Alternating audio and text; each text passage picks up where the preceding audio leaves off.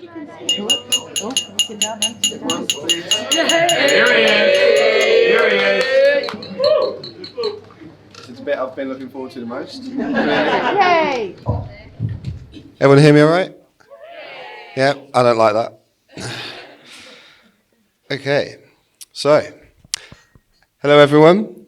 I would like to thank you all for coming here today to celebrate with my wife and I. Mr. and Mrs. Holmes. It means the world to me, to us, sorry, that that all could make it for this wonderful occasion. I know it's been a long time coming, but we did it. We finally did it. So let's raise our glasses and cheers to that, first of all. Thank you. Cheers, cheers. And give yourselves a round of applause for being so patient with us. Like, well done. You've waited so long. There were a few rumours out there saying that we would never say I do's, as it has been so long. And admittedly, me and Beth thought the same at times, because it's been so long. But here we are, 3,133 days later, on from the time that Beth said yes to me in Rome, way back in 2014, which is nearly 11 years ago. Make you feel old, right? So, yeah, and she's looking as stunning as ever. To see where we are now, I think back on the journey we have gone. And wow, what a journey it was. However, I've always been told that good things come to those who wait. I'm still waiting. I'm a patient man. With all jokes aside, in that time, me and Beth have already created amazing memories together. From our day trips to our nights in, from our staycations to our fantastic vacations, with so many wonderful times together as a couple. Now, I could tell you some embarrassing stories of those times, but then I would just be up here roasting myself. And that just seems a silly thing to do, and as I'm sure my groomsmen will do that later. So anyway, with us then getting our first house, the plan was to get married a lot sooner than this. And really, oh, where was I? Sorry, I'm dyslexic. I generally lost it. I generally lost it. Yeah, I know, I've lost it. Bear with. You're all patient, remember that. Paper doesn't fade.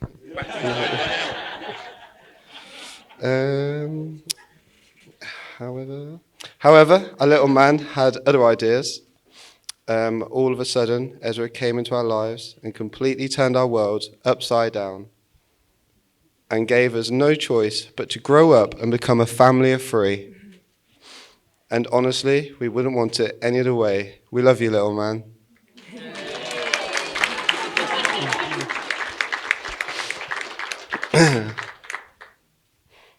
Now, I'm sure you all know the story of how me and Beth met, no?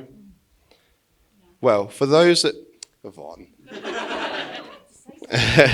For those that don't, long story short, I did a taxi run for my cousin and her friends. Beth was a mess in the back of the car, so I dropped her home, leaving her with her brother Grant on the front lawn. The next day, my cousin messaged me saying that Beth would like to apologise for last night and would like to take you to the cinema. And the rest, as they say, is history. Just goes to show how important first impressions are.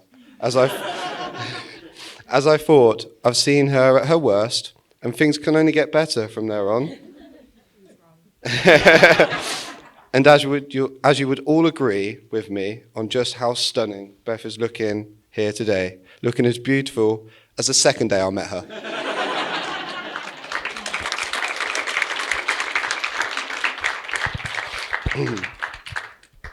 However, you're beautiful inside and out, and with the best personality there is a reason you are loved by so many wonderful people here today. And I'm just grateful that it's me who gets to stand here with you by your side today as you bring the best out in me every way. And you're an incredible mama to Ezra. We both adore you so much. So thank you for just being you. So if everyone could just raise their drink for my wonderful wife.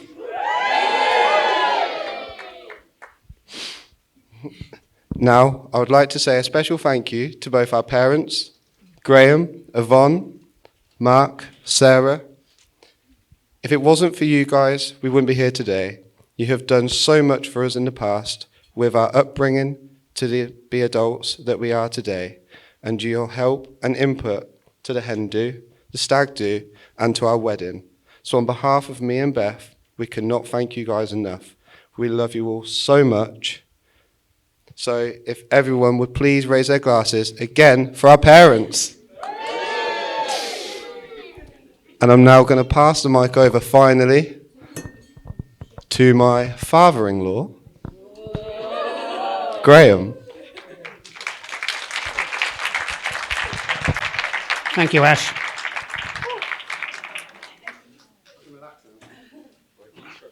Here we go. I would like to welcome you all to this long-awaited celebration of my daughter, Bethany, to a wonderful young man, Ash.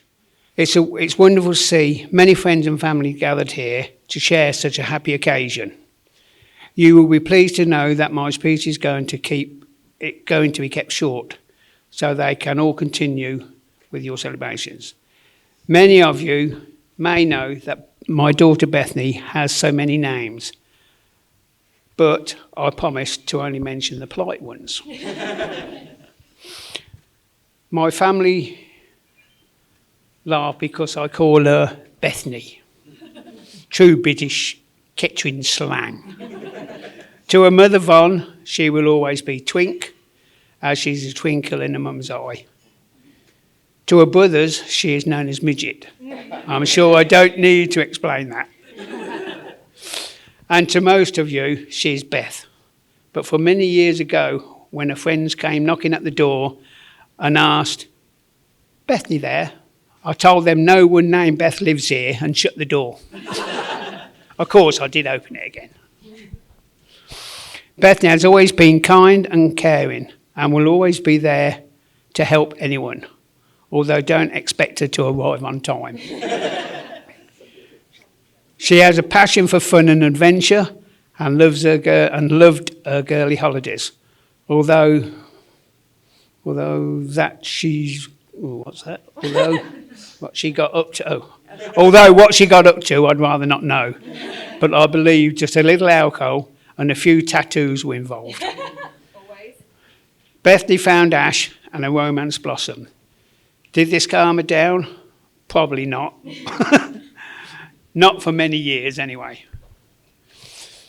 Then things started to change. This amazing young man showed her a pathway to a new, different life. A romantic proposal in Rome followed, and the deal was done. They dug in, saved hard, and got themselves a home of their own, a beautiful home that they both take pride in. And then their little world exploded when their little Ezra came along and made them into a family of 3. Now they are married, and we have gained another son, and we would not be more proud. Sorry. Yeah. So I'd just like to raise a glass and join me in toast to Bethany and Ash.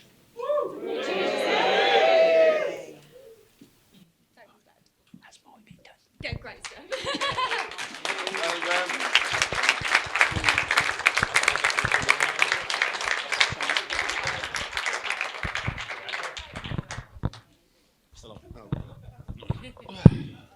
Here he is. Can you hear me at the back? I don't need the mic. I'm going to try with the mic. Just want to make sure. Right. Mine's on paper. But I can't read. There we go. Right. First off, I'd like to say it's my honour and privilege as best man of the best men, because there are 5 of us, 6 of us, 5 of us. right, to stand before you and say a few words today. To be fair, it's the only 5 minutes that Beth has not meticulously planned. So what's about to happen will be both a surprise and a shock to both of them. I say 5 minutes, but I once read somewhere that the best man's speech should last about as long as the groom lasts in bed. So, with that being said, I raise a glass and I'm done. Right, no, in all honesty, right, Ashley decided that he wanted a troupe of groomsmen, right, at his wedding and not just me. Right.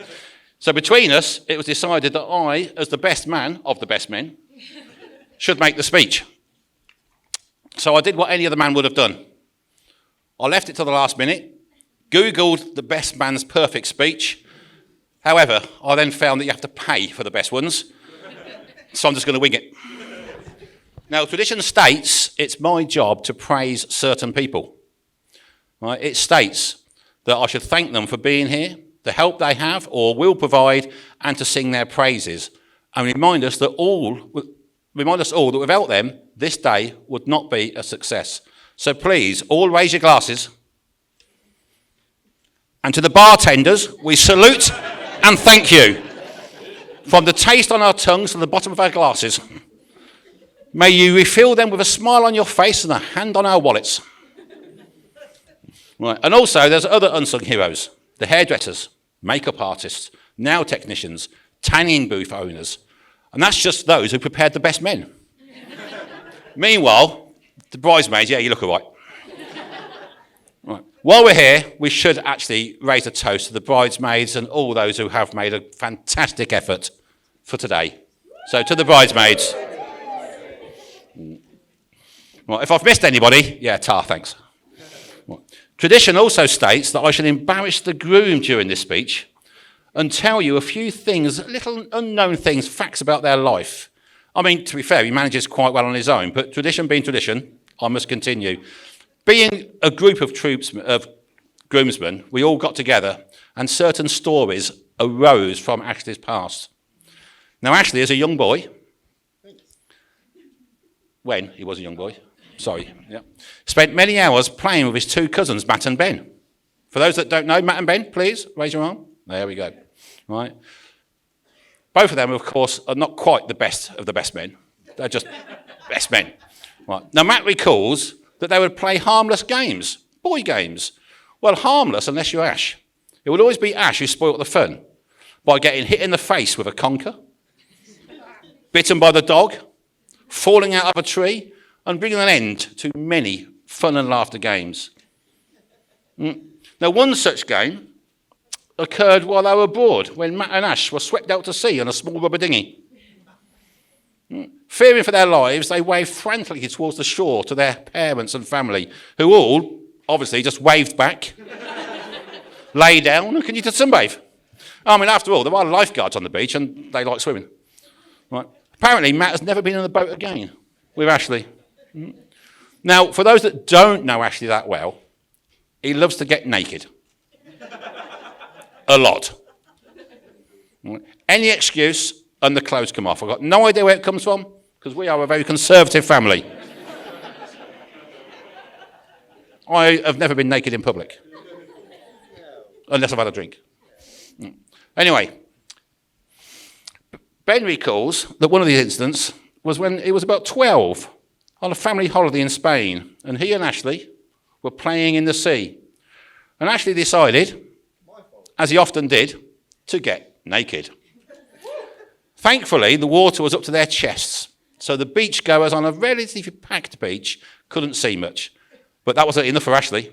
No. He decided to wade into the shallows, into knee-high water, and then proceeded to do handstands and cartwheels. He didn't draw attention to himself at all. Obviously, on this same holiday, my sister, Kerry, raise your arm, was there, right? On seeing his antics, was absolutely disgusted. Went down to the shore where Ashley had left his trunks, picked them up, and walked away with them. This meant that eventually, when Ashley was bored of cartwheels and handstands with bits flapping around, he had to get out and do the long walk of shame back up the beach.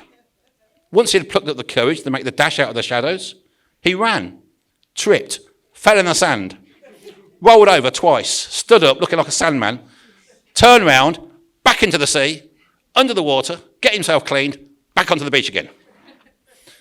Of course, I don't think anybody on the beach noticed this. This is one of the many occasions when his exhibitionism has got the better of him.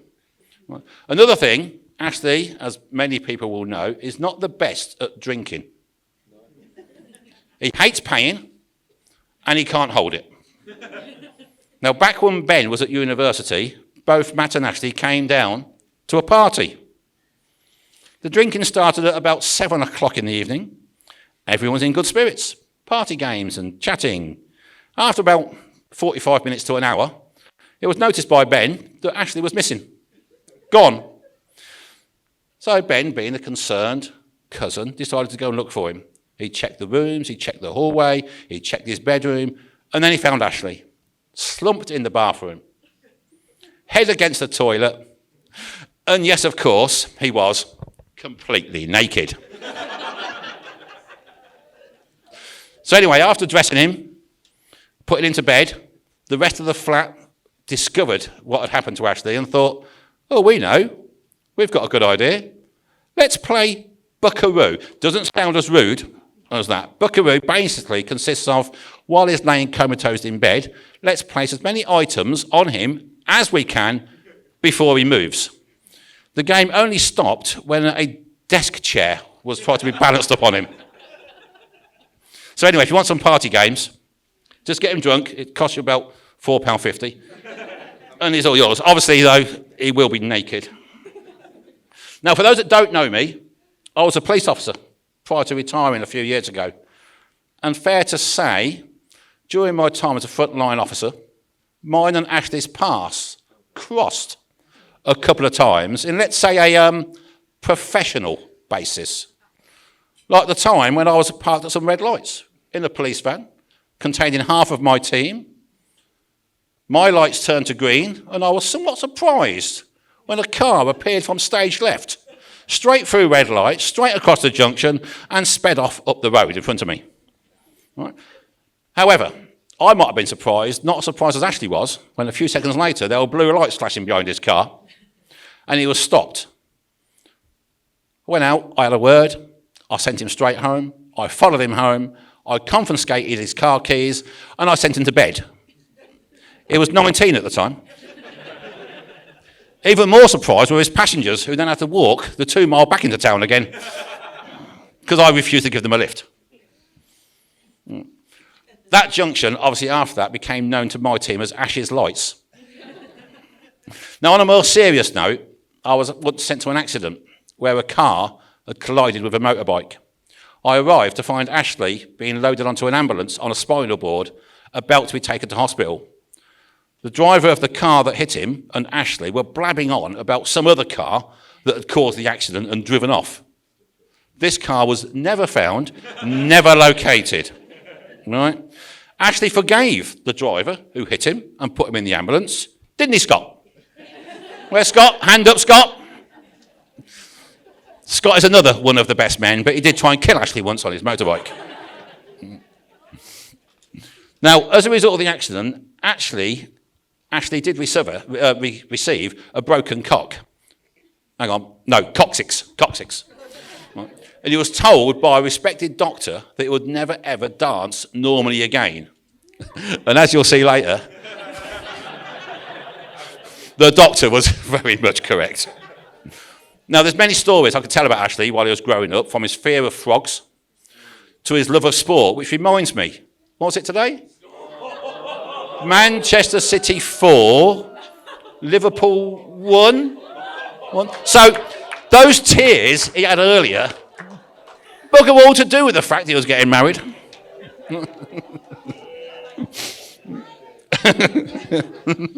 Anyway, as he's grown and matured, I have found him to be the most hapless son you could want. Helpful son you could want. Right. This maturity has come, I believe, from meeting Beth, who today we officially welcome into our family. Though I think that did occur about 11 or 12 years ago, when she moved in, took over 2 bedrooms and a bathroom of my house. Right. And also most of the driveway. Right. Now, along with their son Ezra, little man. Right. And doesn't he look so cute today? Doesn't he look good? I think a little round of applause for little Ezra. Yeah. They actually make a great little family, and I'm proud of both of them, and I wish them all the best in the future. Therefore, I finish. And before I finish, can Ashley and Beth please stand and look at each other?